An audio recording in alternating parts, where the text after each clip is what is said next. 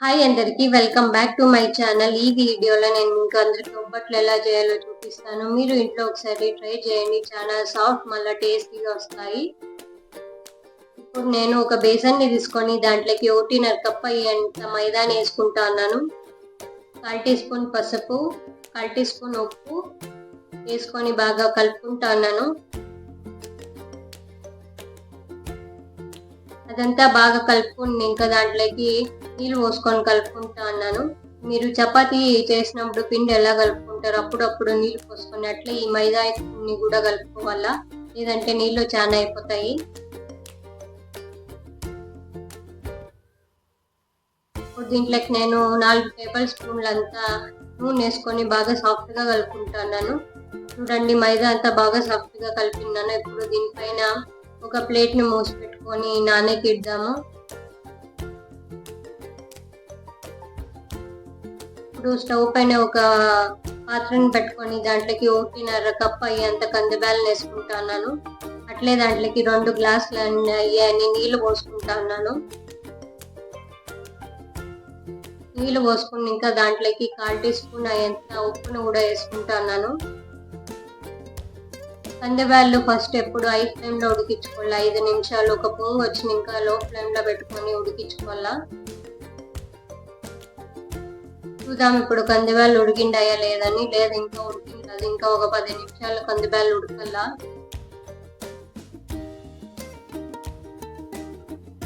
చూడండి, ఇప్పుడు బాగా ఉడికిపోయిండాయి.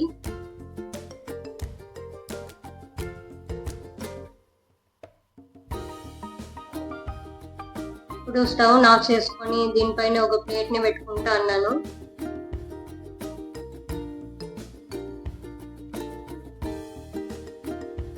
ఇప్పుడు కందిబ్యాళ్ళు ఉండే నీళ్ళంతా సపరేట్ చేసుకుంటాను. ఒక గిన్నెలోకి పోసుకుంటాను.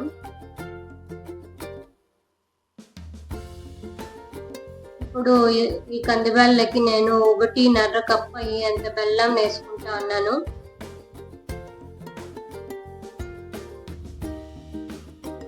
బెల్లం వేసుకుని ఇంకా కందిబ్యాళ్ళు మళ్ళీ బెల్లము బాగా మిక్స్ అయ్యేట్లుగా మిక్స్ చేసుకుంటా ఉన్నాను.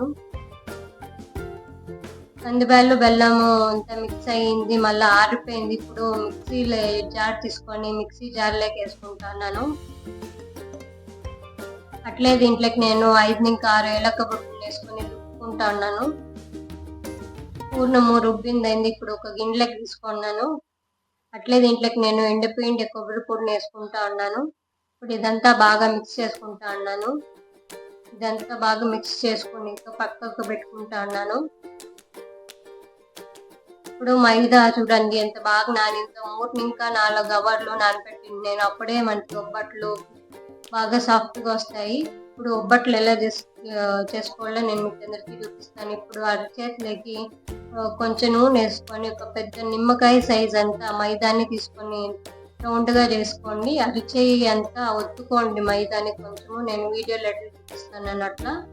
ఇప్పుడు ఒక పెద్ద నిమ్మకాయ సైజ్ అంతా పూర్ణం కూడా తీసుకొని అదంతా లోపలికి అదుముకోండి. నేను వీడియోలో ఎట్లా చూపిస్తాను అట్లా. మళ్ళీ మనకి సైడ్లో ఉండే మైదానంతా మధ్యంకి తీసుకొని రండి. ఆ పూర్ణం అంతా లోపలికి పోయేట్టుగా మధ్యానికి తీసుకొని రండి. మనకి ఏమైనా ఎక్స్ట్రా మైదా ఉంటుంది కదా, అదంతా తీసేయండి. లేదంటే మైదా కొంచెం ఎక్కువ అయిపోతుంది. మళ్ళీ దాన్ని కొంచెం రౌండ్గా చేసుకొని పెట్టుకోండి. చూడండి, నేను ఇక్కడ అన్నీ చేసుకొని పెట్టుకున్నాను. ఇప్పుడు ఒబ్బట్టు తట్టేది ఎలా అని చూపిస్తాను. ఇప్పుడు ఒక ప్లేట్ తీసుకొని దానిపైన ఒక కవర్ని తీసుకొని పెట్టుకున్నాను. మీ ఇంట్లో ఆయిల్ కవర్ ఉంటుంది కదా, అది కట్ చేసుకొని చేసుకోవచ్చు మీరు ఒబ్బట్లు. నా దగ్గర ఆయిల్ కవర్ లేదు. నేను అందుకే ఒక ప్లాస్టిక్ కవర్ని కట్ చేసి వేసుకొని దానిపైన నూనె వేసుకొని నూనె అంతా పేపర్కి పూసుకుంటున్నాను.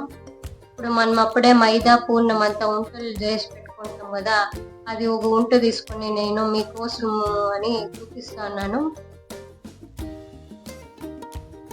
పేపర్ పైన ఆయిల్ వేస్తే మనకి ఒబ్బట్టు కింద అంటుకోకుండా ఉంటుంది.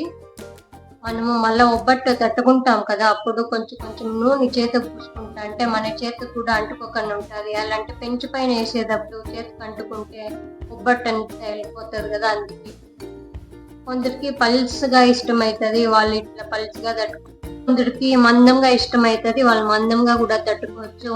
ఇప్పుడు స్టవ్ పైన ఒక పాన్ ని పెట్టుకొని దానిపైన కొంచెం నూనె వేసుకుంటే మన పాన్ కి ఒబ్బట్టు అంటకన్నా ఉంటది. ఇప్పుడు మనం తట్టుకోండి ఒబ్బట్టు దానిపైన వేసి కొంచెం ఆయిల్ వేసుకోవాలా. ఆయిల్ వేసుకుని ఇంకా 2 పక్కల బాగా కలుసుకోండి.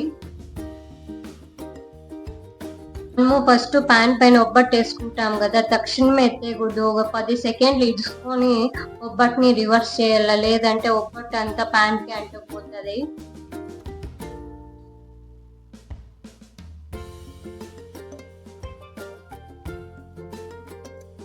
చూడండి ఒబ్బట్టు అంతా 2 సైడ్లు ఎట్లా బాగా కాల్చుకున్నాను. ఈ ఒబ్బట్టు తట్లేకి వేసుకొని దీనిపైన నెయ్యి వేసుకొని తింటా అంటే అబ్బబ్బబ్బా ఇంకా తినాలనిపిస్తుంది. మీరు కూడా ఇంట్లో ఒకసారి ఇట్లా నేను చూపించినట్లు ట్రై చేయండి. బాగా సాఫ్ట్ గా మళ్ళీ టేస్టీగా వస్తాయి. అలాంటి టేస్టీ మరియు సింపుల్ రెసిపీస్ కోసం నా ఛానల్ ని సబ్స్క్రైబ్ చేసుకోండి, లైక్ చేయండి, షేర్ చేయండి. నేను మిమ్మల్ని మరొక రెసిపీతో కలుసుకుంటాను. అంతవరకు బాయ్ బాయ్.